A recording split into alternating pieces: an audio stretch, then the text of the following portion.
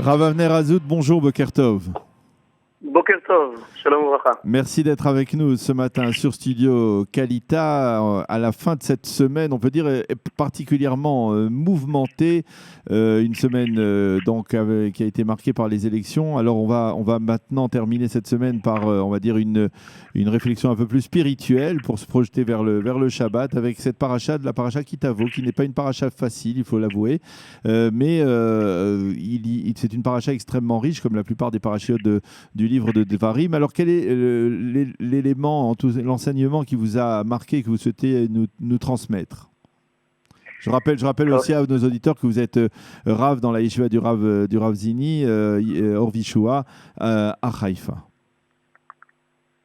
Boker Tov à tous, Boker Tov Daniel Haïk.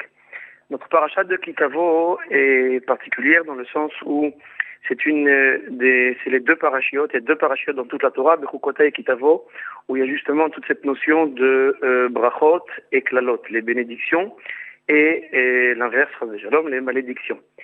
Et justement, nous voyons dans le courant de la paracha, justement, qui commence par une mitzvah aussi qui est très particulière, la mitzvah des prémices, la mitzvah des bikurim, que l'on doit amener justement les premiers fruits des sept fruits particuliers de la terre d'Israël. Et chaque fois que un de ces fruits a poussé, donc ces prémices-là, on devait les amener au Beth Amikdash et faire une fila particulière. Et on peut voir dans le courant de la paracha quelque chose justement de très particulier, où on arrive justement à cet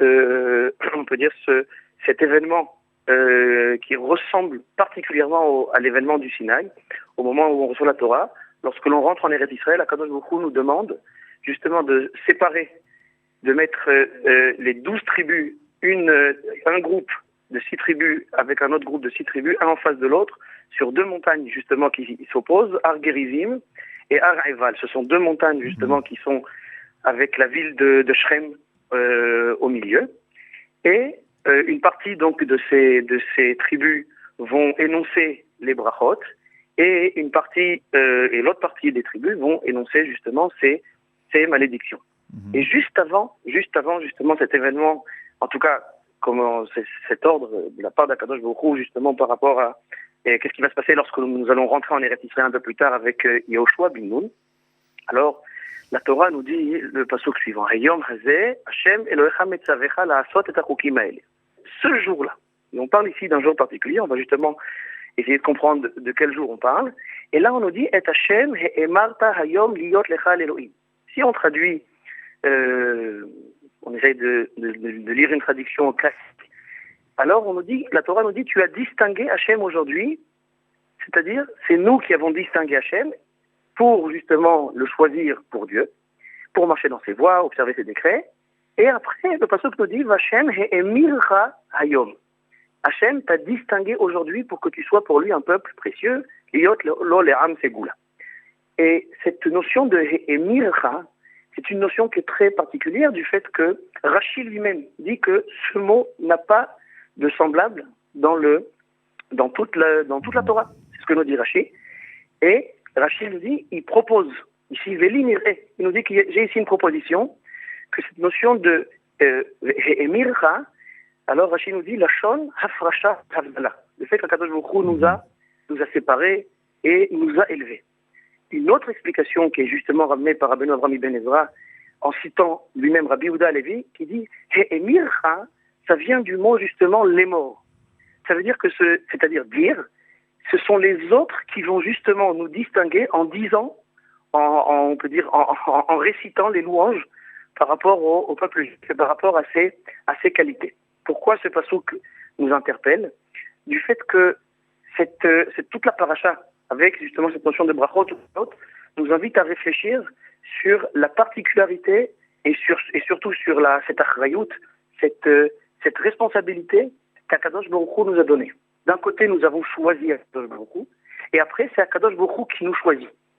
Ça veut dire ici, il y a une corrélation entre Dieu et l'homme, en expliquant justement que nos actes peuvent être avec une influence énormément bénéfique pour le monde, et bien entendu, pour toute l'humanité. Et Chas v'Shalom, cette notion de klala, pas que c'est Akadosh Baruch Hu qui veut nous maudire, mais c'est Akadosh Baruch Hu qui nous dit que cette klala, c'est au fait quelle responsabilité et quelle influence peuvent avoir nos actes dans la réalité. C'est un petit peu cette notion ici pour nous dire que nous avons été, au fait, surélevés, comme le dit Rashi, afin de justement, c'est pas que nous sommes surélevés pour régner sur les autres, non. Nous sommes surélevés parce que le but du peuple juif, c'est justement d'être ce Am Ségoula, ce peuple précieux, ce Am Chaviv, comme dit Rashi, pour justement avoir cette influence bénéfique. Justement, quand nous sommes ici en Eretz Israël, c'est qu'on dit Hayom, Hayom Hazeh. Et le Orach Chaim Akadosh, Rabbi Chaim Ben Attar dit, c'est quoi Hayom Hazeh? Au moment où vous rentrez en Eretz Israël, alors vous avez, si vous voulez, c'est maintenant que votre véritable rôle de peuple juif commence. Et cette influence, elle est plus particulière, elle est beaucoup plus forte et beaucoup plus marquée, justement quand nous rentrons ici en Eretz Israël. Alors, je voudrais vous demander pourquoi était-il nécessaire? Parce que, en fait, ces avertissements de Moshe Rabbeinu, ils reviennent de manière récurrente dans l'ensemble du livre de Dvarim.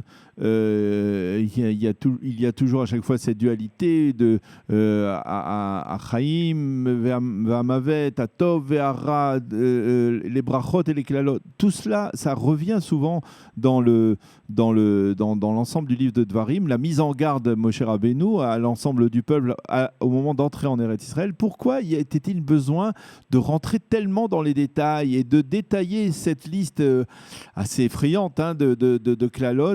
D'une certaine manière, ça veut dire, on a le sentiment qu'il faut mettre le point sur les i au Bnei Israël pour qu'ils comprennent bien de quoi il s'agit.